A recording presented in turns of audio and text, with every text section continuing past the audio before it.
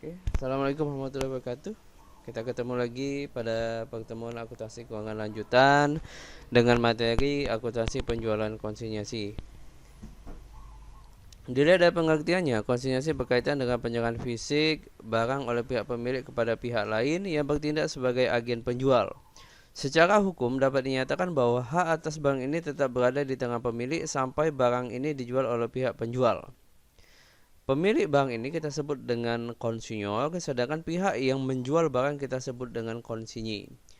Keuntungan bagi si konsinyor itu adalah pertama, cara yang memungkinkan si konsinyor untuk memperoleh daerah pemasaran yang lebih luas.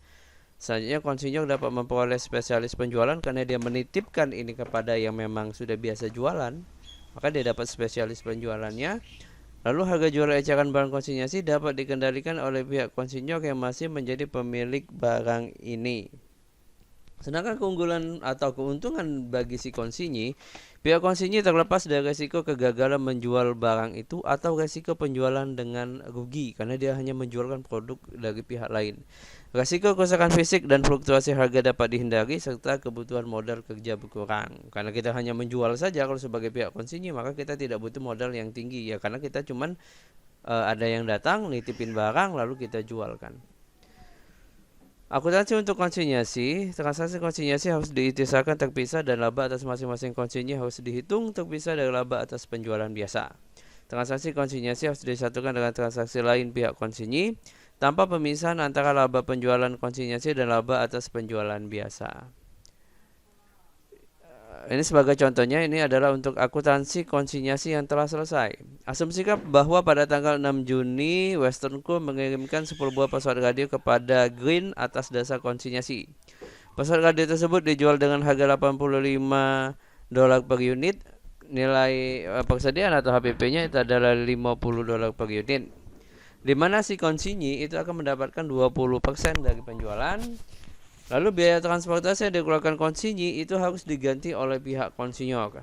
Pada tanggal 24, Green mengirimkan uang kepada Western Co untuk menyelesaikan perhitungan beserta dengan perkiraan penjualan konsinyasi.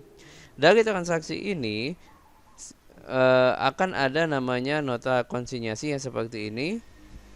Di sini dijelaskan sudah menjual 10 buah pesawat radio, totalnya 85, uang yang diterima adalah 850, beban angkutnya ini 25, komisinya 170 sebesar 195, totalnya saldo kasnya itu 655. Maka uang yang dikirimkan ada 655. Sebelum kita masuk lebih jauh, yang harus kita pahami di sini adalah ketika kita menitipkan, saya sebagai konsinyor, Anda adalah sebagai konsinyi. Saya punya barang, misalnya ada 10 buah buku. Saya titipkan ke Anda untuk menjualkan produk saya. Pertanyaan, kita sudah ada deal nih, komisinya 20% dari harga jual dan lain sebagainya. Oke. Yang mesti kita ingat adalah barangnya itu saya titipkan ke Anda yang menjualkan barang, yang menerima uang itu adalah Anda atau si pihak konsinyi. Jadi ketika sudah selesai, kan uang akan dikembalikan lagi. Tidak mungkin dong, ya kalau contoh ini 850, 80-50 dikasihkan ke saya dulu, lalu saya kasihkan komisinya. Biasanya nggak seperti itu. Karena kenapa? Ya ada kemungkinan kalau Anda kasihin ke saya totalnya 850 semua uangnya dari hasil penjualan, komisinya enggak 20% lagi, saya potong lagi nih. Kemungkinan kan yang seperti itu. Ya namanya juga bisnis. Sehingga ketika ini transaksi sudah selesai, si konsinyi, pihak konsinyi akan memotong komisi dan biaya yang sudah dia keluarkan sesuai dengan perjanjian. Ini kan ada biaya angkut 25, ada komisinya 170. Langsung dipotong sebesar 195. Kan seperti itu. Jadi hendak lagi nunggu untuk di apa istilah itu dikembalikan dulu ke pihak konsinyor. Oke. Dilihat pada tanggal 6 Juni pengiriman 10 buah pesawat radio atas konsinyasi. Harga pokok bagi si konsinyor adalah sebesar 50 per buah. Maka buku pihak konsinyi tidak mencatat, dia hanya membuat jurnal memorandum, sedangkan untuk pihak konsinyor dia akan mencatat konsinyasi keluar Green 500 debit, pengiriman atas bank konsinyasi sebelah kredit sebesar 500. Maka di buku besar konsinyor akan dicatat di buku besar konsinyasi keluar debit 500, pengiriman barang konsinyasi sebesar 500 sebelah kredit. Lalu pada tanggal 6 Juni beban pihak konsinyor ditetapkan pada konsinyasi pengangkutan ke konsinyi sebesar 60. Maka di bukunya pihak konsinyor akan dicatat konsinyasi keluar 60, beban angkut keluar sebesar 60. Sehingga di buku besar konsinyor akan mencatat di buku besarnya konsinyasi keluar, di debitnya ada 500 dan 60, lalu buku besar pengiriman barang konsinyasinya sebelah kredit 500, beban angkutnya 60. Lalu laba konsinyasi pada tanggal 6 Juni sampai 20 Juli beban pihak konsinyi yang harus dibebankan pada perkiraan konsinyor yaitu beban angkut yang dikeluarkan oleh si pihak konsinyi. Maka si konsinyi akan mencatat konsinyasi masuk sebelah debit 25 dan kas di sebelah kredit sebesar 25. Sehingga dicatat di buku besarnya si konsinyasi masuk debit 25, kas 25. Lalu laba konsinyasi ditetapkan pada tanggal 6 Juni sampai 20 Juli penjualan 10 buah pesawat radio sebesar 85 per unit atau totalnya sebesar 850, pembebanan atas harga jual oleh pihak konsinyor sebesar 850 dikurangi komisi 20% yaitu 170 sama dengan 680, sehingga si konsinyor akan mencatat kas di debit 850, konsinyasi masuk sebelah kredit sebesar 850. Sehingga di buku besarnya si konsinyi itu akan mencatat konsinyasi masuknya di kredit 850 dan kasnya sebelah debit 850 karena dia sudah menjual. Ingat ketika sama kalau kita ini di ayat jurnal biasa, kita sekarang sebenarnya kalau penjualan tunai kita catatnya kas pada penjualan. Nah, di sini kas pada konsinyasi masuk karena ini bukan produknya si konsinyi dan ini bukunya terpisah. Pada tanggal 20 Juli, pembebanan oleh pihak konsinyi untuk komisi atas penjualan sebesar 20% dari 850 sebesar 170, maka si konsinyi akan mencatat konsinyasi masuk 170 pada komisi atas penjualan konsinyasi. Pak, ini kan dia dapat kok enggak catat kas ya, kas pada komisi. Ingat, pada saat penjualan kasnya memang sudah ada di tangan si konsinyi. Jadi dia hanya mengurangkan, kita hanya mengadjustment dari saldo akun konsinyasi masuk. Sehingga di catatan buku besar si konsinyi kita dapat saldo si konsinyasi masuknya 655 untuk akun konsinyasi masuk, lalu untuk akun komisi atas penjualan 170 dan saldo akun kasnya sebesar 825. Lalu pada tanggal 20 Juli pengiriman uang dalam penyelesaian perhitungan bersama-sama dengan perkiraan penjualan konsinyasi yang diserahkan oleh pihak konsinyi. Maka tadi kan sudah dihitung ada 655. Kalau kalian lihat di buku besarnya ini ada 655 kan saldonya. Maka 655 inilah yang harus dikirimkan oleh si konsinyi ke konsinyor. Maka pada saat penyelesaian si konsinyi akan mencatat konsinyasi masuk debit, kas pada kredit sebesar 655. Dan ketika dikirimkan, si konsinyor mencatat kas masuk sebesar 655, konsinyasi keluar sebesar 195. Ini terdiri atas tadi biaya angkut dan juga komisi. Lalu konsinyasi keluar sebesar 850. Dicatat juga konsinyasi keluar sebesar 95 dan laba konsinyasinya sebesar 95.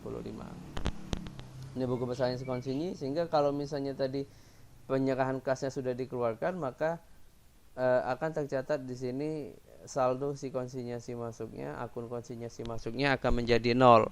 Komisinya di sebelah kredit 170 karena ini adalah pendapatan dia dan kasnya sebesar 170.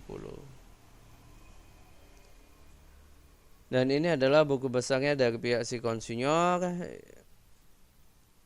untuk akun konsinyasi keluar, untuk akun kas, laba konsinyasi, penerimaan barang konsinyasi dan beban angkut. Tadi untuk yang laba konsinyasi ditetapkan tersendiri. Nah, bagaimana kalau misalnya labanya kita tidak ditetapkan tersendiri, atau istilahnya itu pencatatannya itu digabung, maka pada tanggal pengiriman, maka pihak konsinyi dan pihak konsinyor akan membuat jurnal memorandum. Jadi dia tidak mencatat secara langsung. Lalu pada tanggal 6 Juni beban pihak konsinyor ditetapkan pada konsinyasi pengangkutan ke konsinyi sebesar 60. Sama, itu tidak dicatat di biasa saja. Lalu pada tanggal 20 Juli beban pihak konsinyor yang harus dibebankan pada perkiraan konsinyor, beban angkut sebesar 25, maka si konsinyi akan mencatat Western Co 25, kas sebesar 25. Lalu pada tanggal penjualan itu dicatat oleh pihak si konsinyi kas 850, penjualan 850. Jadi diasumsikan sama seperti penjualan biasa. Lalu pembelian 680 dan pada Western Co sebesar 680. Maka si buku besar konsinyinya akan sama di sini. Di saldo Western Co-nya akan bersaldo 655, penjualan 850, pembelian 680, kasnya 25 dan 850. Lalu pada saat penyerahan kas di sini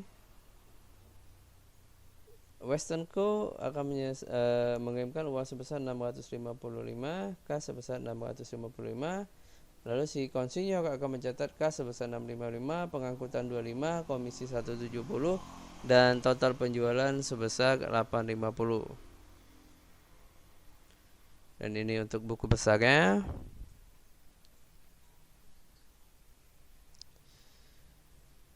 Selanjutnya adalah akuntansi untuk konsinyasi tidak diselesaikan dengan tuntas. Tadi kalau misalnya dia tuntas, maka kalau dititipkan 10 barang ya lakunya 10. Tapi kalau misalnya tidak tuntas dititipkan 10 barang, misalnya contohnya ini yang lakunya hanya 6, jadi masih ada sisa 4. Maka pada saat pengiriman sama tadi, untuk kalau labanya ditetapkan tersendiri, konsinyasi keluar 500, pengiriman atas barang konsinyasi 500 dicatat oleh pihak konsinyur. Ini buku besarnya. Lalu pada saat konsinyur menetapkan biaya angkut, maka si konsinyur akan mencatat konsinyasi keluar 60, beban angkut 60. Lalu diposting, jangan lupa di buku besarnya supaya kita lebih paham flow dari dananya. Lalu pada tanggal 26 sampai 20 Juli pembebanan biaya angkut dari si konsinyi, maka konsinyi akan mencatat konsinyasi masuk 25, kas 25. Lalu diposting ke dalam buku besar. Nah, pada saat penjualan tadi kalau totalnya, kalau misalnya 10 kan jadi 850. Nah ini hanya 6 buah, 1 unitnya 85, maka total uang yang masuk adalah sebesar 510. Maka yang dicatat adalah kas 510 pada konsinyasi masuk sebesar 510. Lalu diposting oleh si konsinyi.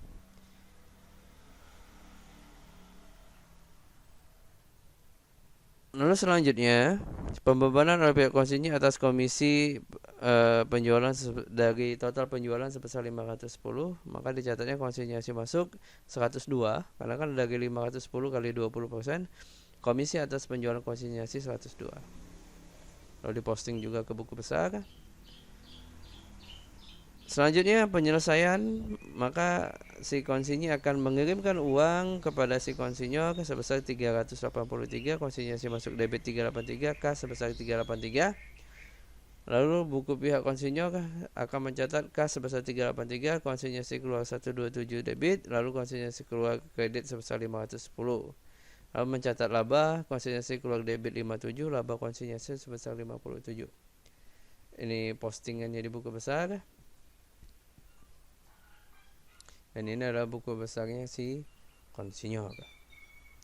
Terlihat di situ tetap ada saldo dari konsinyasi keluarnya sebesar 234 untuk barang yang belum terjual. Nah, di sini adalah kalau tadi ditetapkan tersendiri, di sini ada metode kalau seandainya tidak ditetapkan tersendiri, sama tadi kalau perbedaannya hanya di barang yang belum terjual. Jadi kalau dia konsinyasi labanya tidak ditetapkan tersendiri, pada saat pengiriman keduanya hanya membuat jurnal memorandum pengingat saja. Begitu juga pembebanan biaya oleh pihak konsinyur. Tapi kalau ketika dibebankan oleh pihak konsinyi akan dicatat Western Co sebesar 25, kas sebesar 25, karena si konsinyi dia yang akan melapor, sedangkan si konsinyur ya dia akan menerima laporan sesuai dengan catatan dia saja.